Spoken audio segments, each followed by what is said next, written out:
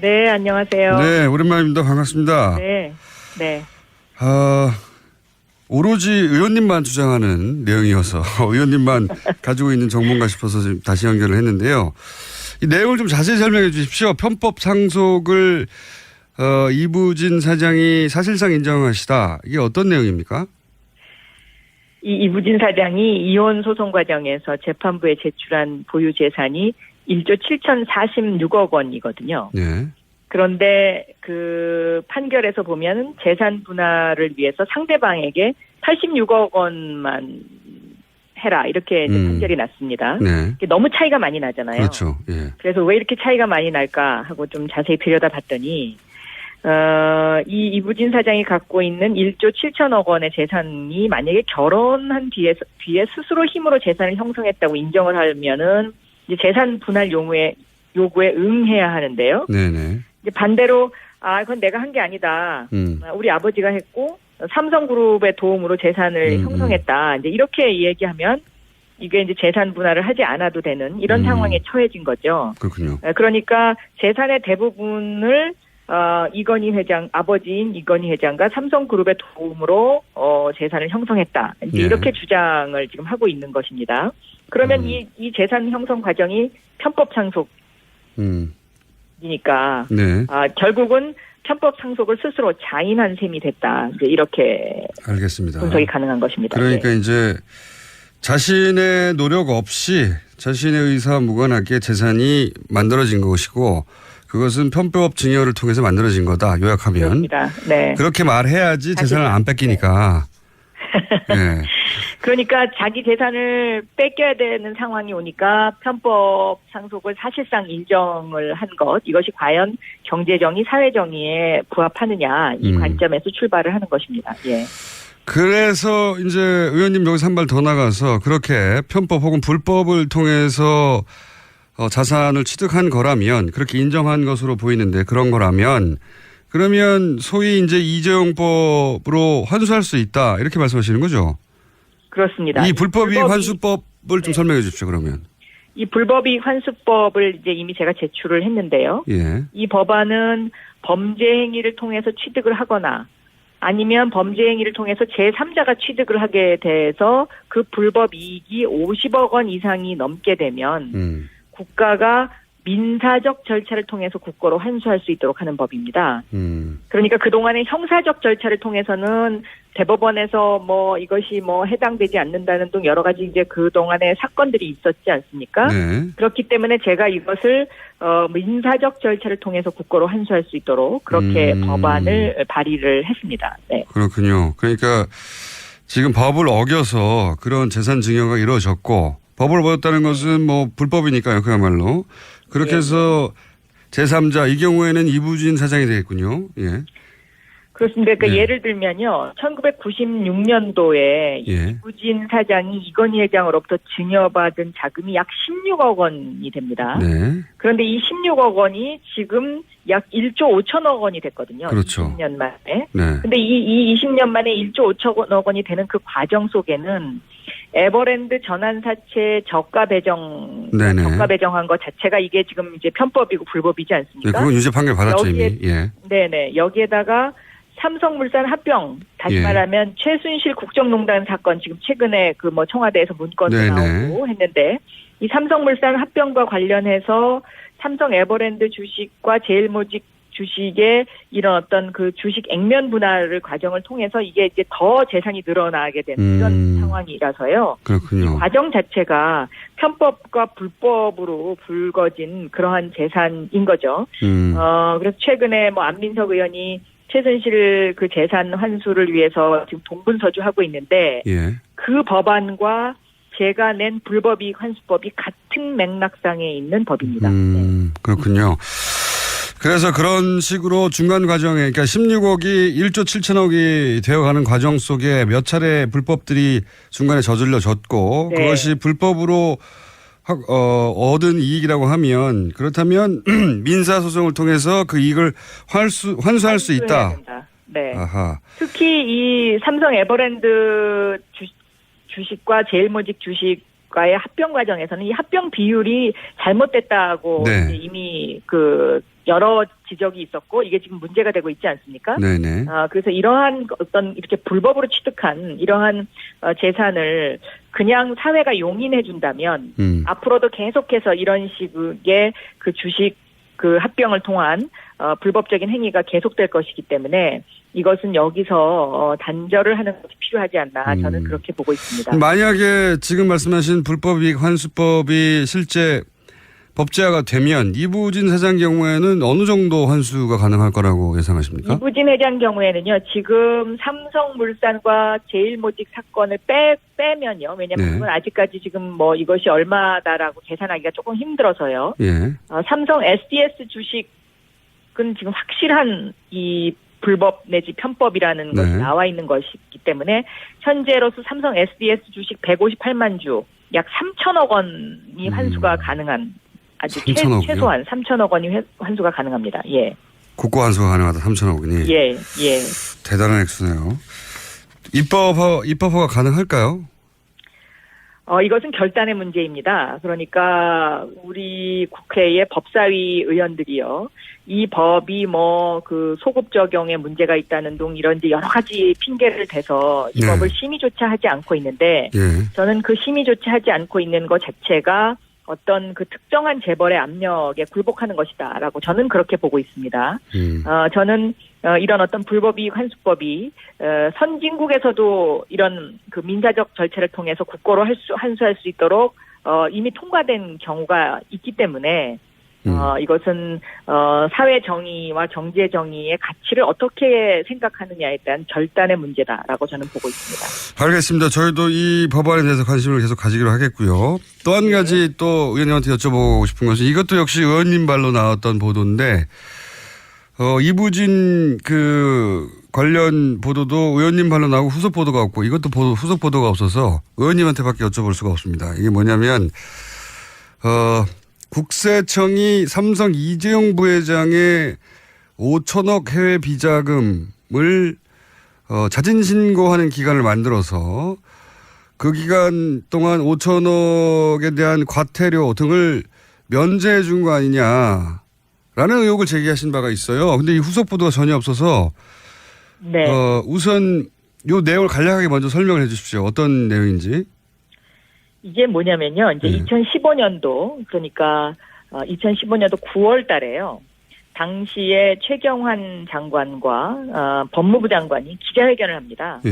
그러니까 해외에 신고하지 않은 재산을 신고를 하게 되면 세금도 안 내도 되고 또 그동안의 외국환 거래법 등등 또 조세 포탈 또 국외로의 재산 도피 이런 범죄에 대한 형법상의 문제가 되는 것도 관용을 베풀어 주겠다라는 이런 기자회견을 그러니까 담화문을 발표를 하게 되는데요. 예. 이게 전무후무한 사실이거든요. 저도 물어보니까 전무하다고 하더라고요. 예. 네네. 그래서 이 기간을 2016년 3월 31일까지 6개월간으로 합니다. 예. 이거 자체가 저는 굉장히 좀 이상하다고 생각합니다. 왜냐하면 이 당시가 최순실 사건이 정점에 이르던 시점하고 굉장히 유사한 그 시점이거든요. 삼성과 최순실이 이권과 어떤 뇌물을 주고받는 거 아니냐 하는 의혹이 있는 기간이죠. 예. 그래서 상당히 저는 이 부분에 있어서 의혹을 제기할 만한 그런 여러 가지 이유가 있다고 생각하고요. 이 당시에 신고된 신고 액수가 2조 원이 넘습니다. 예. 그런데 국세청이 2조 원이라는 액수를 신고받아 놓고 세금을 부과한 것은 1,500억밖에 되지 않습니다. 그중에서. 네네. 그래서 이 부분은 앞으로도 국회에서 좀 집중적으로 이 부분을 좀 더 세밀하게 다뤄야 되지 않겠나 저는 그렇게 생각하고 있습니다. 저도 관심이 많은데요. 그러니까 요약하면은 지금 이제 삼성 이재용 부회장의 재판도 결국은 삼성과 최순실 혹은 박근혜 대통령까지 포함하여 이권을 주고받고 뇌물을 주고받은 거 아니냐 이런 정황에 대한 재판 아니겠습니까?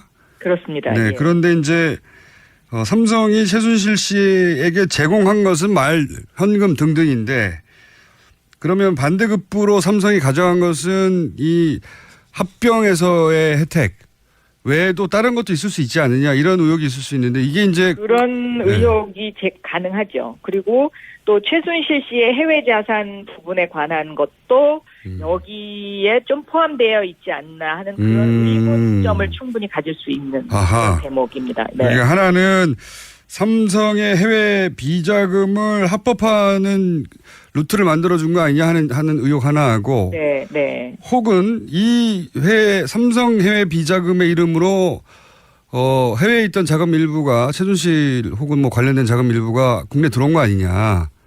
네, 이런 의혹 두 가지가 가능하다는 그런 거죠. 의혹을 제기할 수 있는 부분입니다. 왜냐하면 이것이 국회에서 논의조차 되지 않았고요. 갑자기 담화를 발표를 하고 그리고 이 담화가 그렇게 기사화되지도 않았습니다. 그렇죠. 예. 네. 당시 2조 가량 이런 식으로 해서 면책됐다고 하는데 의원님 이 중에 삼성 이재용 부회장의 5천억 해외 비자금이 포함됐다고 하는 이제 어떤 정보 첩보를 받으신 거죠, 의원님은? 네, 누군가가 저한테 그런 정보를 줬습니다. 예. 예. 그런데 이제 후속 보도가 없는 것은 이 사실관계를 국세청이 인정하지 않거나 혹은 뭐 묵묵부답이라는 얘기인가요? 어떻게 됐습니까? 그 이후로? 묵묵부답인 상태입니다. 네. 묵묵부답이다. 아니다라고 말하지도 않고 NCND인가요? 긍정하지도 네, 않고? 그렇습니다. 네, 네. 지금 정권이 바뀌었는데, 예. 청와대 지시로 밝힐 수 있는 사항은 아닙니까? 예. 궁금하네요. 왜 아직. 저도 그게 궁금합니다. 네. 어쨌든 지금 막혀 있는 상태네요. 의원님 네, 문제 제기를 문제 제기를 하셨고, 사실이라면 사실관계를 따져서 이제 밝힐 일인데, 이런저런 의혹이 가능한 상황에서, 의원님 문제 제기 이후로 이제 후속 보도가 저희가 한번 짚어봤고요. 네네. 이 부분은 어떻습니까? 어제 한 가지만 더 여쭤보겠습니다. 문무일 어제 검찰총장 후보자 인사청문회가 어제 있었는데, 예. 네. 이 부분, 여기서 이 대목은 문제였다라고 짚어주시고 싶은 부분 있으십니까, 혹시? 저는 문무일 검찰총장 후보자가 이 수사권과 기소권에 관한 부분에 대해서 발언하신 부분은 상당히 우려가 됩니다. 그러니까 판사가 재판하지 않고 판결을 선고할 수 없듯이 검사가 수사하지 않고 기소 여부를 결정할 수 없다. 이렇게 이야기를 했는데요. 네. 이 수사권과 기소권이라는 것은 완전히 다른 것이거든요. 네. 그러니까 기소를 한다는 것 자체가 수사가 제대로 됐는지를 재판하는 거하고 똑같은 것입니다. 네. 그래서 수사권과 기소권이 분리돼야 권력기관 간의 견제와 균형이 이루어지는 것이죠. 그리고 문재인 대통령의 공약사항에 들어있는 검사의 2차 수사권, 이 네. 2차 수사권이라는 것은 1차적으로 수사가 제대로 됐는지의 여부에서 제대로 되지 않았다고 생각했을 때 발동되는 것이 2차 수사권인데요. 이런 부분에 있어서 문무일 검찰총장 후보자가 검찰 조직의 논리를 그대로 대변했다는 것은 고양이가 계속 생선을 안고 가고 싶어 한다라고 이렇게 비유할 수 있겠습니다. 알겠습니다. 검경 수사권 분리에 대한 검찰총장의 소극적 입장은 문제다. 이렇게 지적하시는 거죠? 그렇습니다. 네. 알겠습니다. 지금 그 문제 제기하신 이부진 호텔신라 사장의 불법 이익환수법 적용 가능성 그리고 이재용 부회장의 5천억 해외 비자금 건은 의원님만 제기하신 문제이기 때문에 저희가 계속 의원님한테 여쭤보겠습니다. 네. 새로운 소식 나오면 저희한테 네. 먼저 연락 주시고. 뒤에 스스로 힘으로 재산을 형성했다고 인정을 하면은 이제 재산 분할 요구에 응해야 하는데요. 네네. 이제 반대로 그건 내가 한 게 아니다. 우리 아버지가 했고 삼성그룹의 도움으로 재산을 형성했다. 이제 이렇게 얘기하면 이게 이제 재산 분할을 하지 않아도 되는 이런 상황에 처해진 거죠. 그렇군요. 그러니까 재산의 대부분을 이건희 회장, 아버지인 이건희 회장과 삼성그룹의 도움으로 재산을 형성했다. 이제 예. 이렇게 주장을 지금 하고 있는 것입니다. 그러면 이 재산 형성 과정이 편법 상속이니까 네. 결국은 편법 상속을 스스로 자인한 셈이 됐다. 이제 이렇게 알겠습니다. 분석이 가능한 것입니다. 그러니까 네. 이제 자신의 노력 없이 자신의 의사와 무관하게 재산이 만들어진 것이고 그것은 편법 증여를 통해서 만들어진 거다. 요약하면. 그렇습니다. 네. 그렇게 말해야지 재산을 안 뺏기니까. 네. 그러니까 자기 재산을 뺏겨야 되는 상황이 오니까 편법 상속을 사실상 인정을 한 것, 이것이 과연 경제정의, 사회정의에 부합하느냐, 이 관점에서 출발을 하는 것입니다. 예. 그래서 이제 의원님 여기서 한 발 더 나가서 그렇게 편법 혹은 불법을 통해서 자산을 취득한 거라면, 그렇게 인정한 것으로 보이는데 그런 거라면, 그러면 소위 이제 이재용법으로 환수할 수 있다, 이렇게 말씀하시는 거죠? 그렇습니다. 이 불법이익 환수법을 좀 설명해 주십시오, 그러면. 이 불법이익 환수법을 이제 이미 제가 제출을 했는데요. 예. 이 법안은 범죄 행위를 통해서 취득을 하거나 아니면 범죄 행위를 통해서 제3자가 취득을 하게 돼서 그 불법 이익이 50억 원 이상이 넘게 되면 국가가 민사적 절차를 통해서 국고로 환수할 수 있도록 하는 법입니다.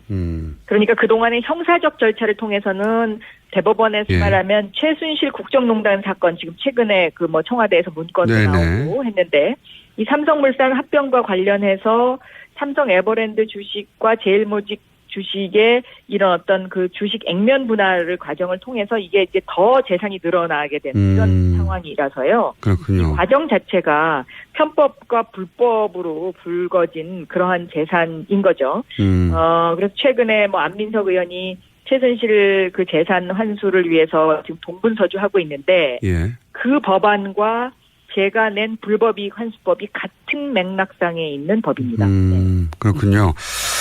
그래서 그런 식으로 중간 과정에, 그러니까 16억이 1조 7천억이 되어가는 과정 속에 몇 차례 불법들이 중간에 저질러졌고, 네. 그것이 불법으로 얻은 이익이라고 하면, 그렇다면 민사소송을 통해서 그 이익을 환수할 수 있다. 된다. 네. 아하. 그래서 뭐 이것이 뭐 해당되지 않는다는 등 여러 가지 이제 그 동안에 사건들이 있었지 않습니까? 네. 그렇기 때문에 제가 이것을 민사적 절차를 통해서 국고로 환수할 수 있도록 그렇게 법안을 발의를 했습니다. 네. 그렇군요. 그러니까 지금 법을 어겨서 그런 재산 증여가 이루어졌고, 법을 어겼다는 것은 뭐 불법이니까요, 그야말로. 그렇게 예. 해서 제3자, 이 경우에는 이부진 사장이 되겠군요. 예.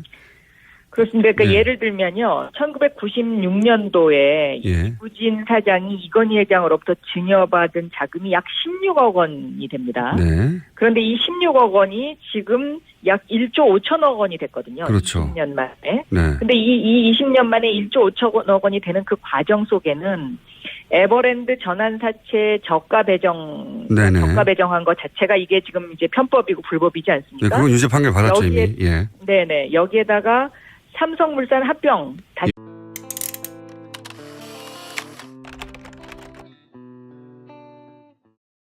네, 안녕하세요. 네, 오랜만입니다. 반갑습니다. 네. 네. 오로지 의원님만 주장하는 내용이어서 의원님만 가지고 있는 정보인가 싶어서 지금 다시 연결을 했는데요.